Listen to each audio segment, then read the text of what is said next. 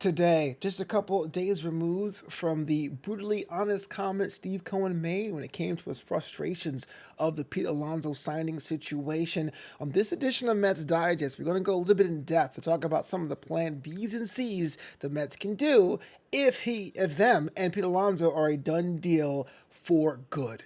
What is going on, everybody? My name is Flobo Boyce. You know who I am. Lifelong Mets fan, baseball fanatic, the guy that was in the MLB play ads a couple years ago, and of course, one half of the team over here at Mets Digest. In fact, myself, alongside Mike D'Angelo, we're giving you the content hopefully you think you like, hopefully you think you love, and hopefully you think you need. So do us a favor, hit that like, subscribe to the channel, comment below. Don't be part of that not subscribed crew. Be part of that subscribed crew. Like I said at the top of the show, it's been a couple days from Amazin Day, one of the best fan festivals in all of Major League Baseball as far as how many people were invited and how many panels there were. Kind of jealous. Got to make sure I go next year. But everyone was talking about Steve Cohen, the man, the richest man in all of baseball, saying, look, I want Pete back. I understand the fans want Pete back, but I'm frustrated. Your boy tired, y'all. And I got to be brutally honest with you. If it doesn't work out, it doesn't work out. Now, even though experts still are kind of a we'll see it when we believe it situation where it comes to Pete signing with the Mets as opposed to going to Los Angeles with the Angels or with Toronto with the Blue Jays.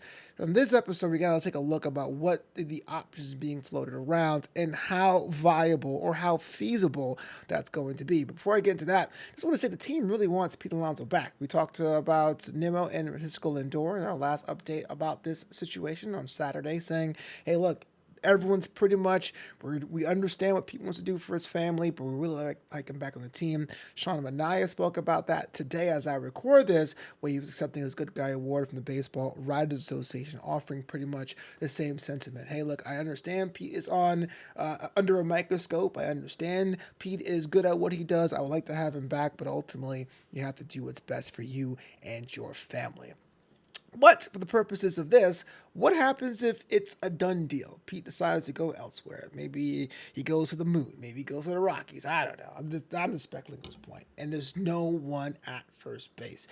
Pitches and catches report in just a couple of weeks and opening days, just a stone's throw away. We're past the offseason equinox. The Mets have to make moves, and that's why I think the frustration came from. Steve Cohen even said, hey, look, the longer we wait, the harder it is to make a solution that involves Pete Alonso.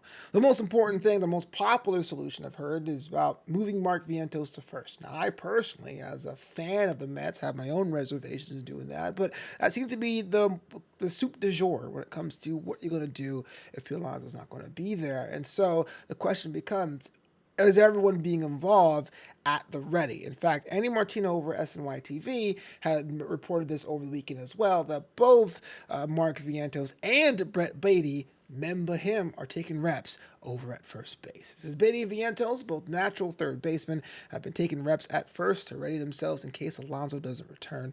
Quote, it's hard not to pay attention to it when you see it on every platform, Vientos said of the Alonso noise, but you just kind of focus on being ready to get back. I'm excited. Gotta love Mark Vientos, man, future captain in waiting. I think it's really fun, honestly. Added Brett Baty, who changed his uniform to number 7 to accommodate incoming slunker Juan Soto. By the way, I hope Juan Soto got that boy a Porsche. Quote, I've always prided myself of being as athletic as I can, and I think athleticism, you can show it off at any position, whether it's first base, second base, the outfield, wherever it is. I just think it's really fun to learn all these new positions. And Brett Baty specifically echoes the sentiment that Jesse Winker had about a week ago this time at his press conference Zoom phone call thing. I don't know if you call that a press conference. It was kind of quick, but saying, hey, look, you got to get ready, got to stay ready. I'm willing to help the team out wherever I can. So there is going to be a multitude of stopgap options if they decide to not go external for their first base situation.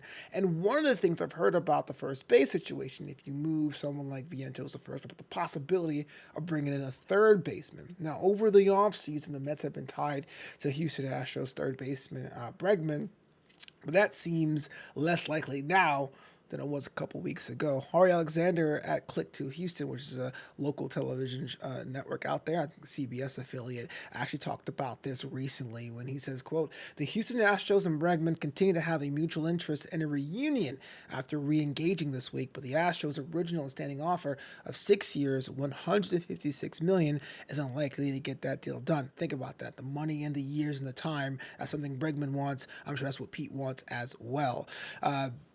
With two sources telling KPRC Channel 2 the offer needs improvement for Bregman to re-sign with Houston. For the Astros to seriously pursue a reunion with their Gold Glove third baseman, they felt they had to clear salary or potentially add their two-time All-Star third baseman back on the roster. And of course, the Astros have made some moves to put that space into the roster, especially with Presley going elsewhere. So here's Bregman, another person winning a long-term deal and probably a bit more cash in hand.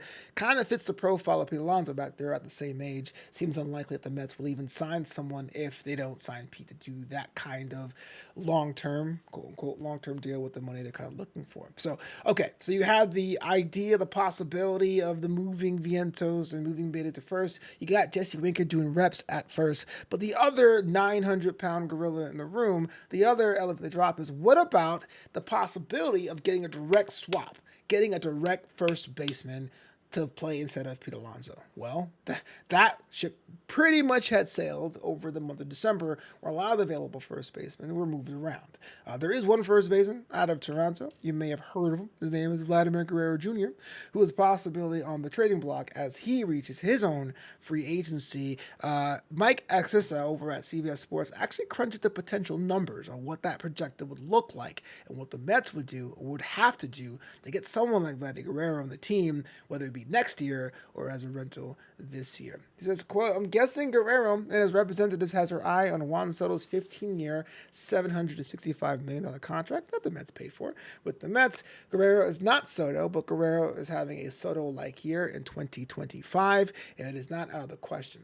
In December, Guerrero said Toronto offered a $340 million extension that was not even close to what we're looking for these days. To sign Guerrero through age 39, this is speculation and projection on Mr. Axissa's part, it would take a 13-year deal starting in 2026, call it $45 million a year, and that's $585 million total.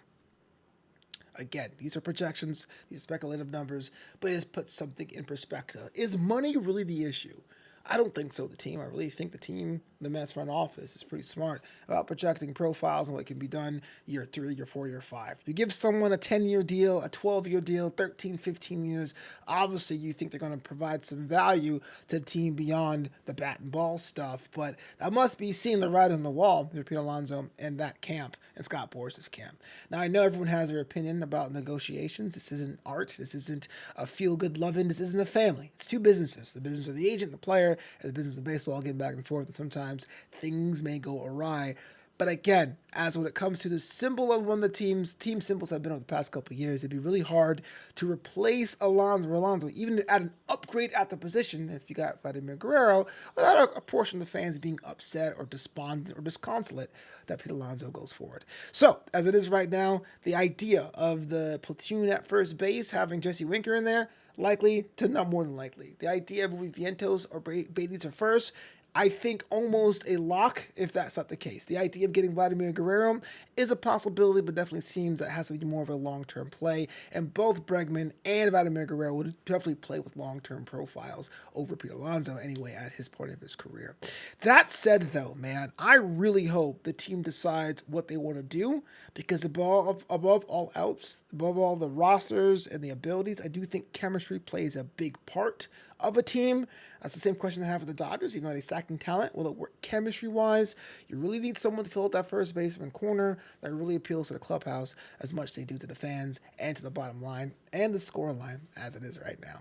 But what do you think? I mean, the fact that the Amazing Day comments from Steve Cohen has this unleashed a bevy of think pieces is enough to make you go through reading articles after articles, hour after hour. I want to know what you think. Steve Cohen's brutally honest. Pete Alonso want to get his bag. The Mets have options. They're not quite ideal options. You got like half the team taking reps at first base. What is going on with the Metropolitans? Let me know in the comments below. That is it for me at the end of this video. This has been a crazy ride here at Mets Digest, and as the season ramps up, the 2025 season gets up and running, it's going to be even more wild. Do us a favor, like the video, subscribe to the channel. Until next time, as always, it's LGM to the bitter end.